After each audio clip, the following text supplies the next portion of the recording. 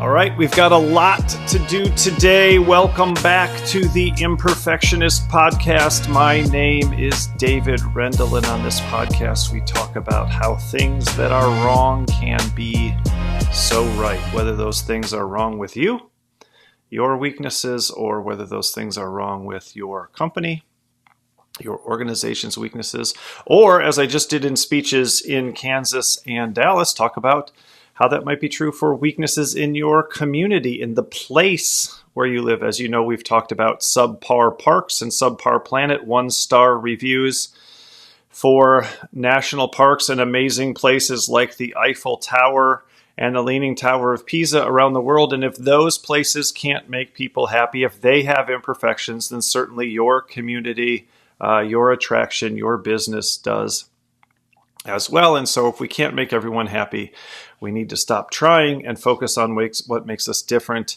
and what makes us unique instead. So we've got a lot to do here. This will be a tiny bit shorter than normal because I've got a call I need to make in 42 minutes. And later today, I'm going on a very cool trip with my 2 oldest daughters. So let's get started with Liquid Death. We always joke that we are not sponsored by Liquid Death, although it isn't a joke because we are not sponsored by Liquid Death. But something fun happened this week. 2 things, actually. So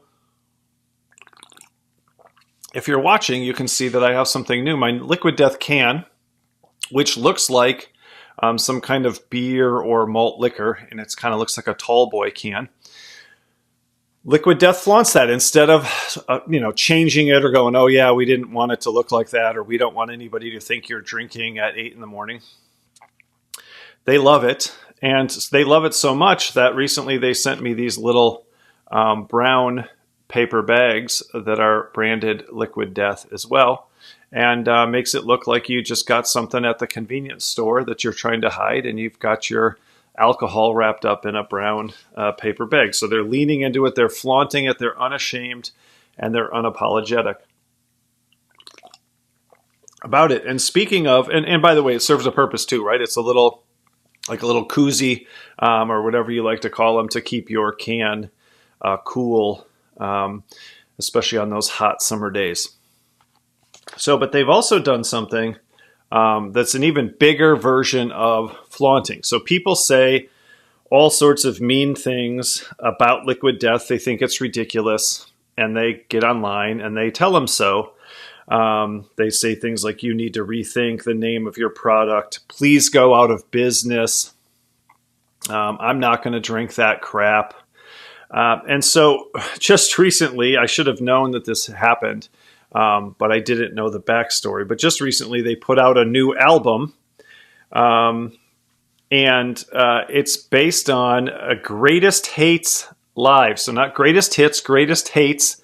And they're doing a live performance instead of just recording an album. So in the past, they've done studio albums where they record word for word music just using lyrics that are the nasty things that people say about them online. So again, think about the difference here. Most of the time, people are trying to avoid that. They're trying to hide it. They're trying to apologize for it. They're trying to see if they can get those reviews taken down. They're trying to find ways to make those customers happy and get them to, change their mind. And what Liquid Death does is say, that's awesome. Thank you for the lyrics. We'll make an album out of that. I know there's a social media personality, I need to look it up, who actually had her first hit from just recording the nasty things that people said about her music. And actually, it was a bigger hit than any of her regular music had been. So if you think that flaunting doesn't work, that being unashamed and unapologetic, another concept from Pink Goldfish is antagonizing. It's okay to make some people unhappy on purpose, and certainly it makes these people unhappy that Liquid Death doesn't want to change. I mean, that's why people post this stuff. We want you to change. We want you to apologize.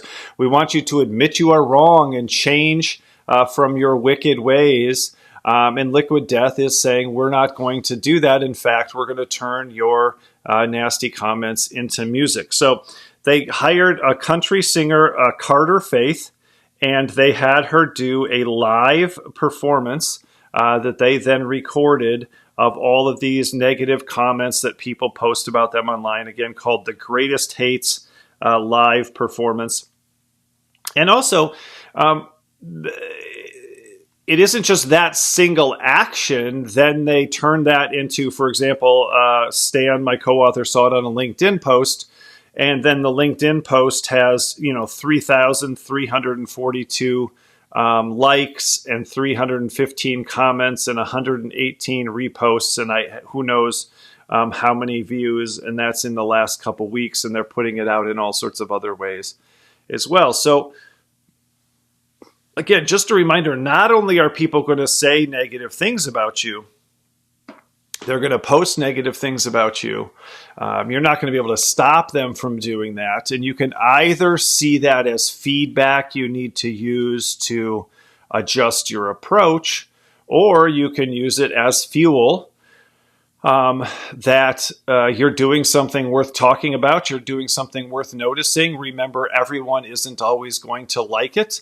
And you can keep going down the path that you have of intentional imperfection, which is what we talk about in Pink Goldfish. And I was just speaking about Pink Goldfish in Junction City, Kansas, and in Granbury, Texas. And at the end of the Kansas one, I was speaking to a group of people from their community, entrepreneurs and other people who are trying to make their community a better place. And even that, I challenged it. I said, you don't want it to be a better place, you want it to be a different place.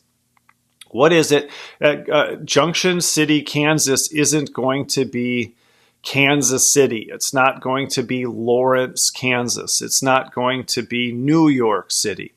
So not how is it going to be better than quote unquote good cities, again, whatever that means, but how's it going to be different? And one of the ladies raised her hand at the end and she said, how do you handle negative comments and negative feedback as a speaker? And I acknowledge that it hurts my feelings. I don't like it. Intellectually, I know that there's nothing wrong with what I did, that I don't need to change. That's the really big part. I'm not going to change my approach, but that it's not for everybody. Some people aren't going to like it. Some people aren't going to be excited about it. That's what Liquid Death acknowledges. Some people think what they're doing is stupid, and other people think it's the greatest thing that ever happened. And so my main concern is I can't change that it hurts my feelings, and I can't change that maybe it hurts your feelings and you wish emotionally that people did like it, or that everybody liked it, or that people didn't say negative things about you or about what you're doing. But the important part is intellectually, I know that changing my approach wouldn't make things better. In fact, it would probably make it worse. And so that's the key thing. I don't change my approach because of the negative comments, and Liquid Death doesn't change what they're doing because of the negative comments. In fact, like I said, they use the negative comments to just do more of the things that people were already upset about in the first place. And then they use it as fuel to come up with more and more outrageous ideas, and it probably makes them laugh to some extent. That people get so upset about it, and they probably want to see, I wonder how mad we can make people with the next thing that we do. I wonder how that we can do something else that goes against what people think we should be doing. And again, think about how dumb it is to be upset about Liquid Death. They're selling water in aluminum cans, and now they're selling flavored sparkling water and sort of, soda substitutes. But who cares? How are you using your emotional energy to attack them? And so again, when you're on the receiving side, again, think about that. Why? And let's challenge that from the beginning. Why is other people's feedback seemingly so valuable or so important? Why do we think we need to listen to it? Why do we think that some person on the internet knows better than the person who's running the company? And sometimes it's because we've been taught that you need to be open to feedback and you need to be open to learning. And certainly you do need to be open to feedback and open to learning, but not all feedback, and not all feedback is worth learning from. And not all people have something that is going to benefit you or make you better. There's probably very little feedback I've ever gotten on how to run my business. There's probably very little input I've gotten from anybody specifically. I read a lot. I listen to a lot of podcasts. I study, but there's very little advice that I've ever sought out or gotten on how to run my business. I've just sort of figured it out myself. There's nothing wrong with that, and I don't spend a lot of time gathering and seeking out feedback from people on how I should be doing things. And part of the reason for that is because I'm not so sure that anybody else knows any better than I do. And I think that's a valuable idea as well, that sure, learning and feedback and humility and being open, but also how about having a little confidence in yourself, that you know yourself better than anyone else does, maybe that you know better what's going to work for you, that your plan might be valuable in ways that other people can't understand. Remember in our last episode, we talked about how unpredictable success is and how terrible people are at predicting people's future. Well, those are the people giving you feedback. That's never going to work out for you. That's a prediction. That's one of the most common forms of feedback. If you keep doing that, people aren't going to like it. People aren't going to buy it. That's part of what the negative feedback on liquid death is. Hey, this isn't a good idea. This isn't going to work. Nobody's going to want that. That's a dumb name. That's a bad business. That's a bad product. That's a bad idea. And it turns out it's a fantastic idea. And they're not just changing, they're not just having success. They're changing the water industry. They're changing the marketing industry. Part of the reason the founder, Mark Cesario, started the business was so he could try some of the marketing ideas that his clients always thought weren't good and were stupid and dumb and risky and inappropriate. And he decided, I need a product where I can try out my own ideas. And essentially that's what I do with the Freak Factor and Pink Goldfish in my business is I have the freedom to wear my pink hat with the lightning bolt on it, to wear my pink headphones, to wear my silly glasses, to have my silly background, to use words like freak in my marketing, to wear a lot of pink, to call my book Pink Goldfish, to have a cover that people think is ridiculous. I have that freedom because it's mine, right? Because it's mine. Liquid death. Again, if you're not watching the podcast on YouTube, I'd encourage you to at least check it out or put it on in the background. It's fun. It looks fun. I always wear something different, show off something different. We always got new stuff.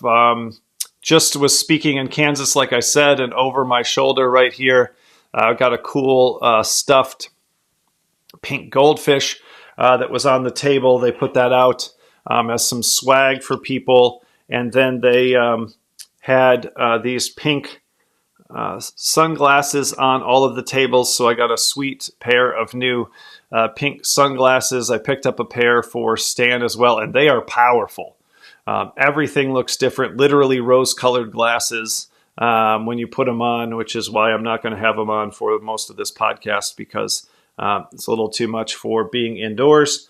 But it's fun, and that shows one of them. Like some people don't like it and they think it's silly, and then other people, it creates a theme. The guy who hired me, who's a judge, a county judge, he puts people in jail in Texas, otherwise seen as a pretty conservative guy, was wearing pink, put on the pink glasses, said once he put on the pink glasses, he was looking a little bit like Elton John. And it made the event more interesting, exciting. And I was speaking to people who are community government officials, volunteers, and otherwise in charge of making their community better in Texas, and talk to them about the importance of being different, standing out, being unashamed, and unapologetic. So loving the Greatest Hates live performance. So check that out. It's on my LinkedIn. It's on Stan's LinkedIn. If you Google it, you can find it. So take a look at that if you want more information. But also this week, I am not sponsored by Honda. So my wife and I bought our first Honda when our car got totaled, when somebody ran into it when it was parked on the street in front of my parents' house when we were visiting. And we bought a Honda Odyssey because we had little kids and we needed a decent minivan. We had 3 little kids. And our journey with Honda began, and then I bought a Honda CR-V, so then we had 2 Hondas, and then we gave that 2005 Honda CR-V to my mother-in-law, and I bought a 2009 Honda CR-V. And then when my daughter turned 15 and got her permit and could start driving, that was her practice car, was to drive the 2009 Honda CR-V. I think this was in about 2016. and I'd already put 200,000 miles on it. And she drove it until she went to college, and we got her a newer CRV so that she could have that at college. And then my middle daughter started driving it until she went to college, and we got her a new CRV when she went to college. And now my youngest daughter is going to college, and we just got her a CRV, and now I can drive around town the 2009 CRV that now has 253,000 miles on it, which will help me save some miles on my 2016 Honda Pilot, which has 200,000 miles on it and is wrapped pink. And my wife now has a 2016 Honda Odyssey that has about 170,000 miles on it. And we're excited to see just how long we can drive these vehicles. So now I'm the owner of 6 Honda vehicles, and I am not sponsored by Honda, but I should be because I'm a huge Honda fan. But Honda's a great pink goldfish example in a way that people don't think of. You probably saw the clip on social media, and if you didn't, go back and check it out. Check me out on Instagram. Check me out on TikTok. We're even posting them on Facebook, which surprisingly, my 18-year-old is getting on Facebook. Her friends are getting on Facebook. A lot of people say, people have given up on that, but younger people, I'm not exactly sure why, are getting on Facebook. I don't know the reason, but I can tell you that it's happening. But Honda isn't cool. It isn't sexy. And the clip I posted a couple weeks ago is, I'm not trying to make you pink. I'm not trying to make you outrageous. I'm not trying to make you ostentatious. I want you to be unashamed and unapologetic, but even about being boring and being basic. And that's what Honda is. You might think Honda doesn't really have a freak factor. Honda is, but Honda isn't. The freak factor is that they're reliable, they're predictable, they're dependable, and they're not cool. They're not sexy. The weakness is that no one is like, whoa, are you seriously driving a Honda? It's not prestigious. It's not luxurious. It isn't flashy. It's not a Porsche. It's not a BMW. It's not a Mercedes. It's not high performance like a Ferrari or some kind of sports car. It's not a Lamborghini. It's a Honda. It's fine. It's very good in some things, predictability, reliability, dependability, and it's very bad at other things, sexy, cool, exciting, etc. And that's why I like Honda, because all I want my car to do is keep running and never give me problems. I don't need it to do those other things for me. And so even companies like Honda, Toyota is another good example, they're not cool, they're reliable, they're dependable, and they don't need to try to be cooler. Their customers want them to be reliable and dependable, get good gas mileage, last for a long time. People brag about how many miles they have on their Honda. They don't pose in front of it as a social media influencer. And so we're not sponsored by Honda this week, but we should be, because now I'm running a small-time Honda dealership with my 6 Hondas that I own, and I'm unreasonably excited about how many miles I might be able to get on this 2009 CRV. I posted about that recently on social media, and a lot of people were telling me, my friend Susan Barbie told me that her 1996 CRV has over 400,000 miles on it, and I can't tell you how excited I would be if I got 400,000 miles on my CRV. So we're not sponsored by Honda, and Honda is not cool, and that is perfectly imperfect. It's a great example of the Imperfectionist for the Imperfectionist Podcast, because you don't need to be cool. You just need to do what your customers need from you and want from you. And if you feel like you're boring, maybe it's because you're so responsible. Maybe it's because you like routine. Maybe it's because you like consistency. And there's nothing wrong with that. And I guarantee you, somebody out there wishes they had a more boring partner, a more predictable partner, a more responsible partner. There's nothing wrong with being like that, even though we tend to compare it to other things and find it lacking. So I also... we're going to kind of do a smorgasbord this week. So we had the Greatest Hates Live. We've got Honda. And then there's a composer. His last name is Cage, and he's famous for a musical piece I learned about in fine arts appreciation when I was in college called 4 minutes and 33 seconds. And all he did during the 4 minutes and 33 seconds, all the performer does, just like people perform Beethoven that aren't Beethoven, all he did for the 4 minutes and 33 seconds is just sit there. And the idea is people are supposed to just listen to their thoughts and the silence and the air conditioning. And it was really considered a wild thing, and certainly an imperfect thing. Hey, I just composed a piece and it's not music. And he has all sorts of philosophical arguments about how it's sound, and all sound is music, or all music is sound. And so any sound can be, pleasant depending on how you look at it.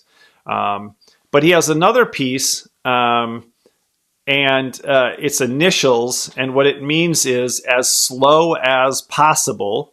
I was listening to it on a podcast, listened to something about it recently on a podcast. I had a whole podcast about it that tells you what kind of a nerd that I am, which again, I'm unashamed and unapologetic. I love information. I love ideas. My top 5 strengths on StrengthsFinder, 2 of them are input, and the other one is ideation. So I was fascinated to learn about this. It's called Organ Squared, ASLSP, As Slow as Possible by John Cage. And they're playing it right now at a monastery. That's not the right word. In Germany, Halberstadt, Germany, a church, St. Burkhardy Church, not Bacardi, not the alcohol, but St. Burkhardy, the rum, in Halberstadt, Germany. And there's an organ at that church. In 2001, began a performance that won't end until 2640. So they took this As Slow as Possible and took it to another level. And they literally play one chord or one note of the piece that he wrote for months at a time. And this has become such a phenomenon that people go to that little town in Germany just to hear the chord change for the first time in months or maybe even years. It's become this whole thing. And the reason I bring that up is because people tell you we live in a TikTok age and everything has to be fast and nobody has an attention span anymore. But by the way, they've been saying that forever. When I was a kid, microwaves came out and they're like, oh, it's the microwave generation. Everybody wants things to come out really fast and nobody can wait for anything anymore. They've been saying that forever. Every time something new happens, there's something wrong with it, and there's something wrong with the people who consume it, and it's changing us in some kind of bad way. And the way things used to be so much better, when in fact those people would tell you that they're not. But anyway, this takes slow to another level, and Stan and I talked about the slow lane at the grocery store checkout that they're starting to do for people who want to chat and want to take it slow and aren't in a hurry. We call this oppositioning or opposing in Pink Goldfish, and I have a TEDx about it called oppositioning. Sometimes the opposite of a good thing is a good thing.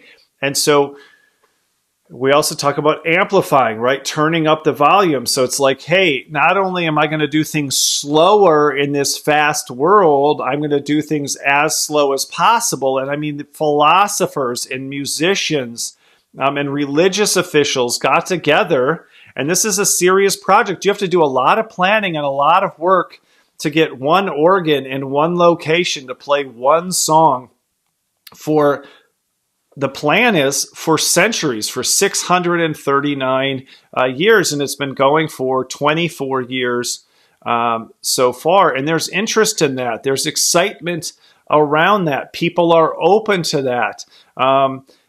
So anytime anybody tells you good is fast, or everyone is in a hurry, or no one wants anything slow anymore, or everything's changed, or the world will never be the same, That's not true, right? It's not true. And there's always examples of people, John Cage is a good example, who are pushing the boundaries in what was at the time classical music composition. And he was changing people's idea of what even music was and how it should be played and how it should be done. Originally, he wrote the composition for a piano, but there's musical limits to how long a piano can play it. I think it was like 20-something minutes, but an organ can essentially hold a note forever as long as you want it to. I don't understand all the details of that, but an organ is just pushing air through pipes, whereas a piano is hitting a wire and producing a sound that will dissipate after it is struck. So he rewrote it for the organ, and they've been able to do this very unique project. So if you're into slow, if you're not in a hurry, if you like to relax, realize that there's something for you and there's people who understand you. And this is affiliation. Partner with people who are strong where you're weak, or find people who are weird like you. So that's part of why I share these stories. If you're a person who gets liquid death, if you're a person who likes to drive a Honda, if you're a person who likes to take things slow and you're not interested in getting things in 15-second bites, and again, that's true in all sorts of situations. People have me on their podcast and they say, okay, how long is the podcast going to be? Like, oh, it's only 15 minutes. Nobody pays attention to anything anymore for 15 minutes. And even 15 minutes is stretching it. You got to get it to people fast. People are busy. They got a lot to do. And then one of my favorite podcasts is the Nate Land podcast, and they go on and on for 2 hours every week. Joe Rogan has one of the most popular podcasts in the world, and he goes on for, I don't know, I've never been able to listen to an entire one. It's too long, 3 hours, 4 hours, and people absolutely love it. Apparently people put it on in the background. People watch it, just have it on just like TV. They put it on during their work day. It's their emotional support podcast. Don't listen. Right? Don't listen to that feedback. Don't listen to that advice, because those people are wrong and don't understand what's really happening in the world. So the reason I share these examples is so that you can feel encouraged. You're imperfect, so am I. You like certain things, but then you hear, oh, that's not cool anymore, or nobody likes that anymore, or nobody does it that way anymore, or you're not going to be able to do it that way anymore. You shouldn't create anything like that, and you soon won't be able to consume anything like that. And that's never true, and it's never been true. And if anything, there's more and more and more options, and that's why I want to share these stories with you so that you can be encouraged that it's okay for you to appreciate and like what you appreciate and like, and that there are people making that kind of stuff out there, and they're making it successfully. I mean, I was blown away by this As Slow as Possible project, and just how many people are putting an incredible amount of time and energy and money. It takes a lot of money to keep this organ working, and sometimes they have to bring in new pipes to make the new sounds that the composition is about to require from it, and they have to do it quickly in between, and there's all these kinds of things. They have to maintain the church, and they have to employ people, and people want to come and do tours, and it's a whole thing. And this guy's composition will live long after he did, because he was willing to go against the idea of what is normal in music, what is normal in composition, and not just be a little bit different, just be massively, massively different. Hey, if everybody likes things fast, what if we did things as slow as possible? And again, I think we've talked about those before on the podcast, but maybe not. Maybe they're just in Pink Goldfish. I talk about so many things, and I speak at so many places, and I've written a lot of words. But there's even a TV channel that you can watch in Europe that's just a train ride, and it's called Slow TV. And there's another one they play on Slow TV. It's like an aquarium. You just turn it on, and it's just kind of nothing. Nothing's really happening. Things aren't changing very fast. It's just fish swimming around in the same aquarium, or it's just you on a really long train ride through the beautiful parts of Europe. There's something for you. And if you like to take it slow, you can kind of hear a theme here. There's a lot of things. If you're boring and you're predictable, Honda is for you. If you're fun and exciting and like weird stuff, Liquid Death. If you like to bother people a little bit or throw people off or surprise people.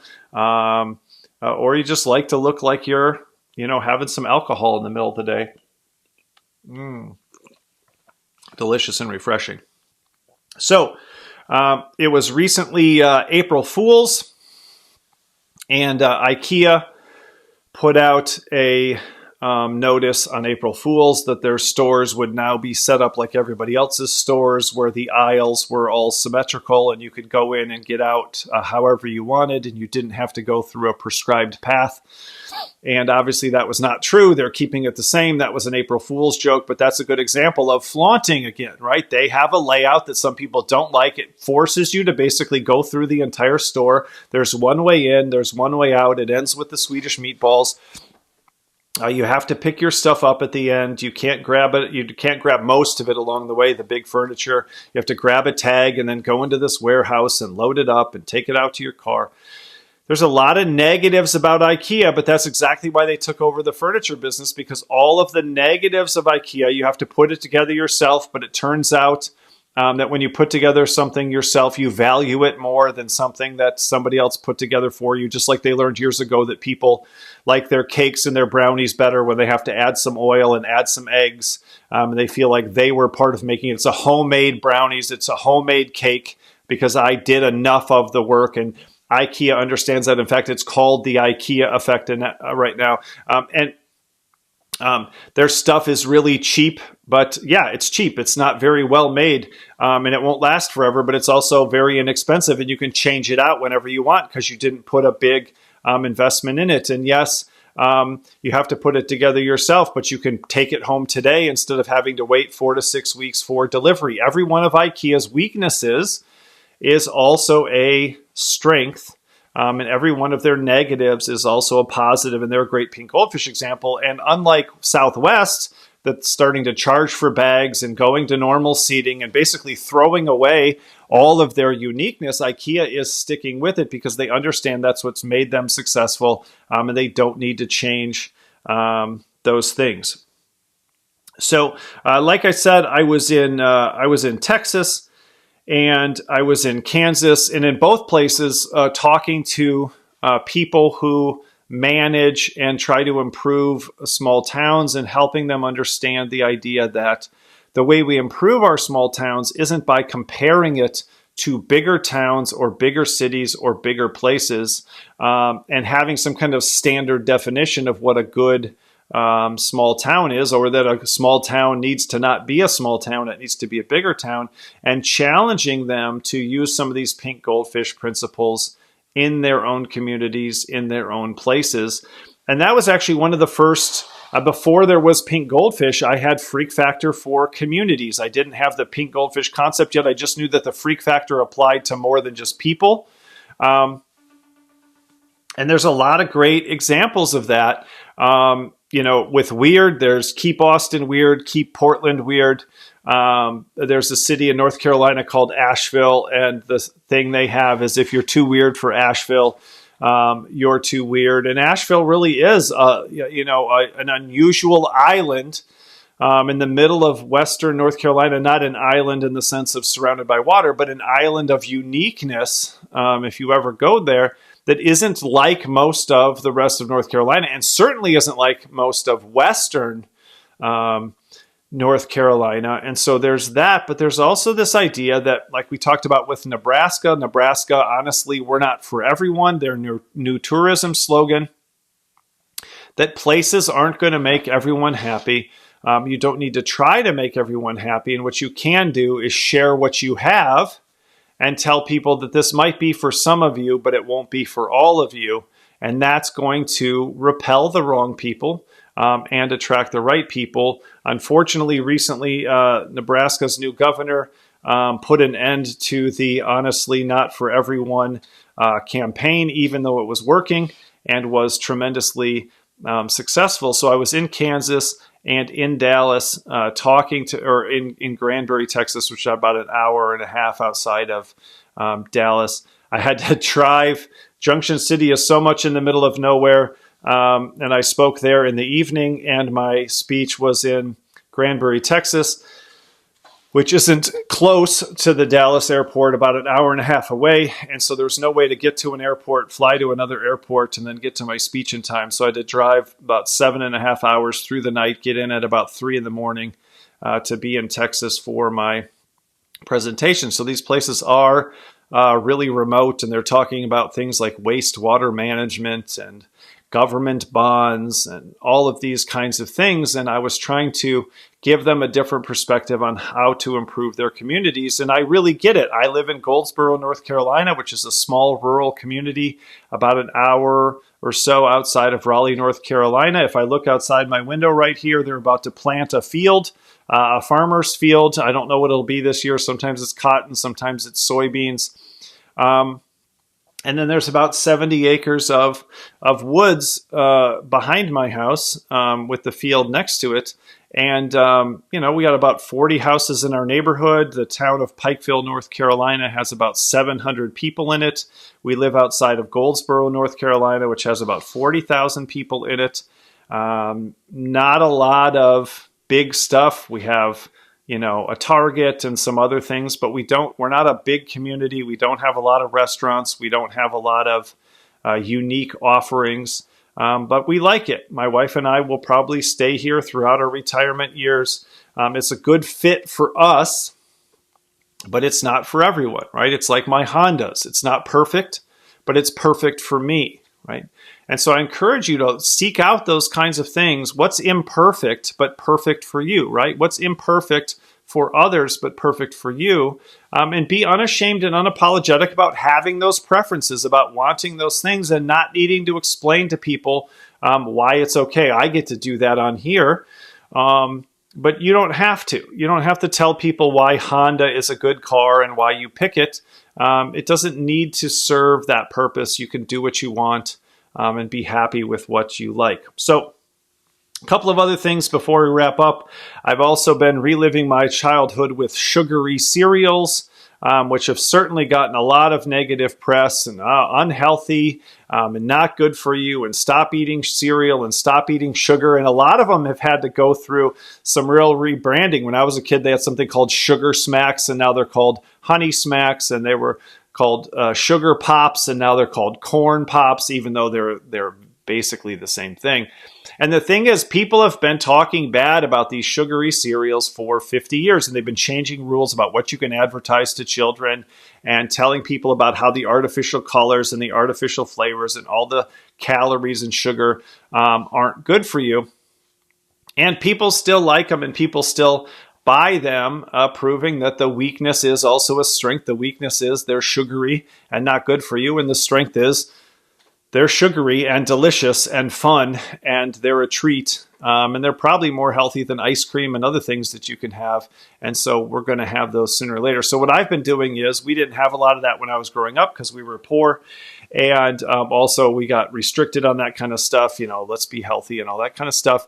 And so what I've been doing lately is retrying all of these things. So I had some Honey Smacks, perfect, exactly like I remembered. I had some Honeycombs, perfect, exactly how I remembered. Golden Grams, I'll be honest, a little bit disappointing. Cinnamon Toast Crunch, I've been loving that. I got some Cocoa Pebbles that I haven't cracked open yet, but I'm looking forward to that.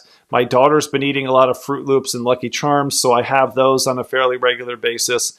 So sugary cereals, another example of strength and weakness, advantage and disadvantage, pros and cons, imperfect, but very good. And so what I've been doing, and if you have suggestions, send me an email, post a comment on Spotify, YouTube, Apple Podcasts, and tell me what's your favorite sugary cereal and what should I try? What's maybe, I just got some Captain Crunch with, what are they called? The little fruity pieces or whatever those are called. And that'll tear up. That's the weakness of Captain Crunch, is it'll tear up the roof of your mouth. Everybody knows that, but it's also delicious. So last example, and I should have spent more time on this, but it's Masters Week. The Masters, if you follow golf, is one of the 4 what they call major golf tournaments. I'm wearing my Masters shirt that I got from Ron Shue. And the Masters is a great example of polarizing, of antagonizing, of flaunting. They're incredibly traditional. It's called a tradition unlike any other. They make the announcers say patrons instead of fans. They have to talk in sort of hushed tones. They make the caddies that carry the players' golf clubs wear these white coveralls so that everyone looks the same. They have to pre-approve. They'll disapprove of certain golfers' clothing and make them change. This year they made Jason Day show them ahead of time what he was going to wear because last year he looked a little rumpled and was showing off a new fashion brand clothing, and they didn't like the way it fit and they didn't like the style of it. They tell the announcers how they can talk. One time a guy got banned. I think his name was Gary McCord, got banned on a certain hole. They were having a lot of trouble. The players were playing really poorly, and it was a really tough hole that day. And he said they're stacking them up like body bags on the seventh hole or something like that. And they decided that was too violent and nasty of a reference, and he could never announce the Masters again, even though he was one of the most popular announcers in the sport. At the time, a guy yesterday got in trouble for sneaking off, one of the players sneaking off and peeing in their famous Rays Creek. And he's an amateur golfer who was given the opportunity to play there. And they're talking about maybe not letting him play the rest of the tournament because he did that and he tarnished their reputation. They have this Magnolia Lane that you drive in, and it's just this upscale place that's very, very exclusive. And that's another, huge negative we can't gloss over. For a long time, they wouldn't allow any female members. They wouldn't allow any minority members. So they have a past that has some traditions that should not be appreciated by people. And yet, polarizing, antagonizing, flaunting, one of the most popular places, one of the hardest tickets to get. Exclusive is attractive. Scarcity is attractive. And tradition is attractive. The Masters doesn't change. They don't update things. They're not trying to be cool. They're not trying to be modern. It's the exact opposite of what they're trying to sell. They're not trying to be TikTok. They're not trying to be microwave.